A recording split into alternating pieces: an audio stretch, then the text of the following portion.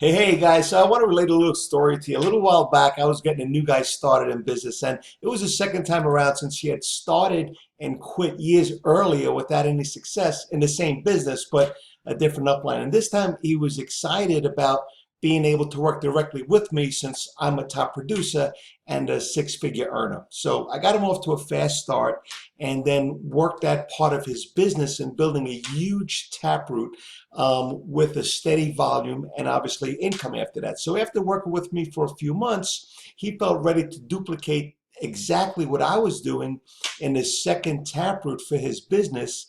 And after a few weeks of not having any success on his own, he says to me, "Hey Vic, can you come with me and let me do all the telling and selling so that this way you can critique me and see what I might be doing wrong?" Now, look, it's not my style to critique on weakness. I'm more about helping you build onto your strengths. So after going on a few presentations with him, I was like, who did he learn that from? That's like nothing like what I did. And after sitting in on his presentation, I didn't even want to do the business anymore. And I'm a six-figure earner. And, look, I understand the takeaway. I've taught him that, having the correct posture, and I understand not overselling, okay, and not making it sound too good to be true. But the only story he was telling was the hardship. He said that the business is hard, which could be true, but it's also fun.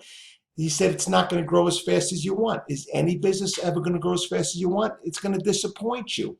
I think any winner is going to be disappointed. I remember Arnold Schwarzenegger in his heyday was talking about that, he was disappointed with his growth. But when you look back at his career, people grow close to you are going to quit on you is what he would tell them. And products sometimes get back ordered, blah, blah, blah, yada, yada, yada. And look, while I believe in full disclosure, I also believe that as a business owner, as an entrepreneur, we're here to inspire. In the beginning, when you're starting out and you don't really have any of your own success, you can inspire other people with the success of others, whether they're cross-line or upline to you.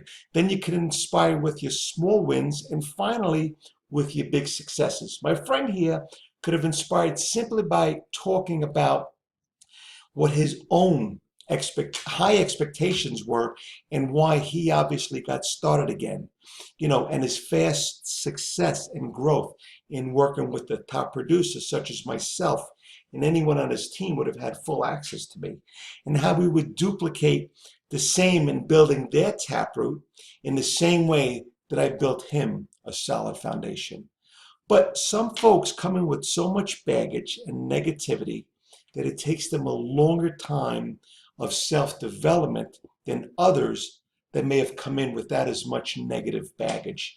And this self-development comes from the books you read and the people you associate with. The association comes from attending the growing events where the speakers are speaking there based on their current success and not speaking based on entitlement of past successes.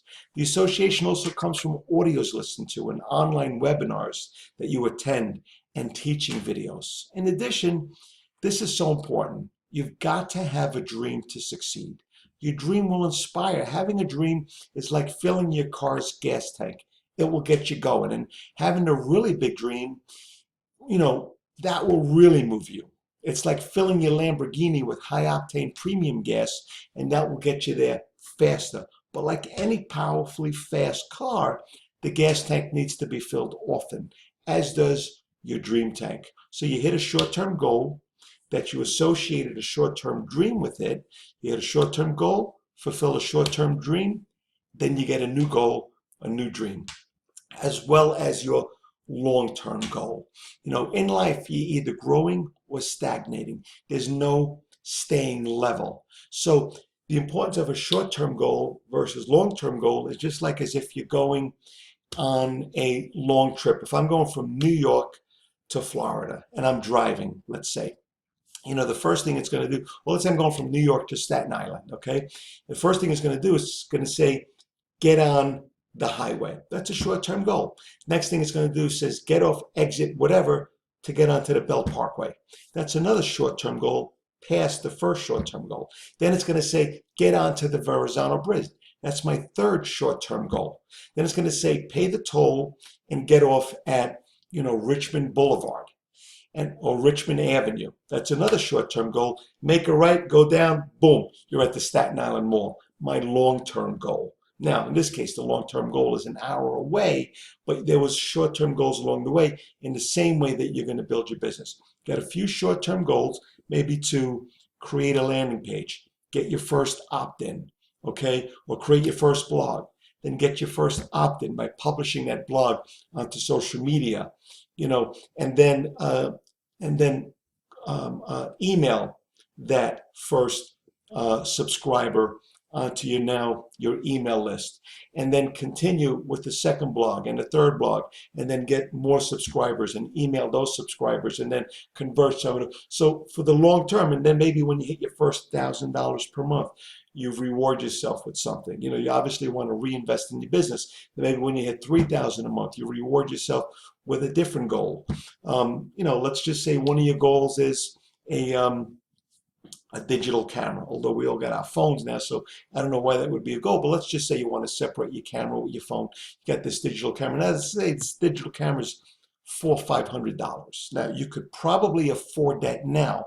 It's something that you really want, but if you put it as one of your goals, let's say it's a third or fourth short-term goal or a longer-term goal, that by the time you make $3,000 in your first month, now you'll go ahead and purchase that digital camera. Although you could afford it now, you're going to use it as a carrot that you're not going to get it until you hit that goal. Now, one of the things I talked about, slow and steady wins or finishes the race. You don't have to win, just win against yourself, is that you want to go ahead and if you're going to, even if you're running an offline business, like in that example, I was talking about an offline type business, but as you convert on over to create more leads, you may want to use the internet.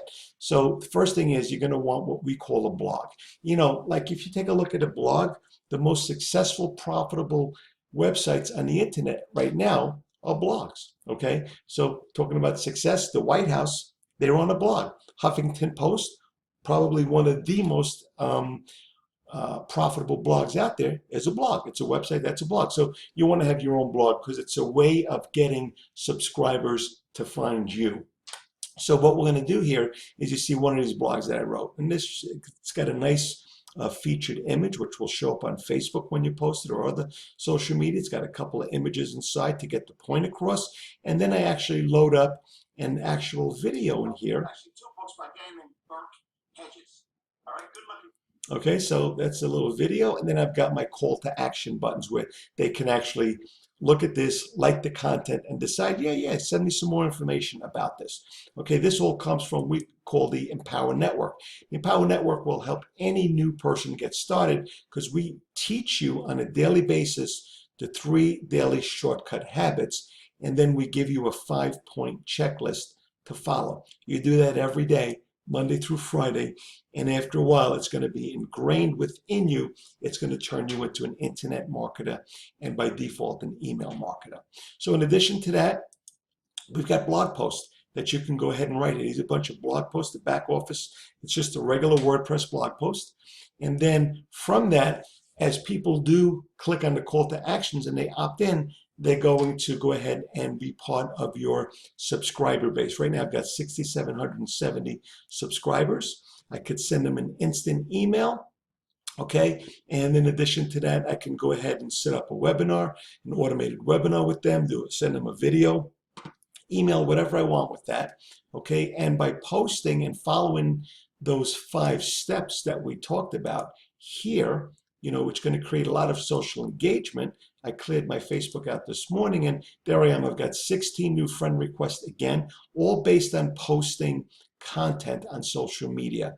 And as a result of that, the call to actions lead to things like landing pages that are created with the software. And then the landing pages, once they put their email address in, they get deposited into my Kalatsu Cloud autoresponder, and then they get sent on over to my sales page to convert them into a sale. Very simple stuff.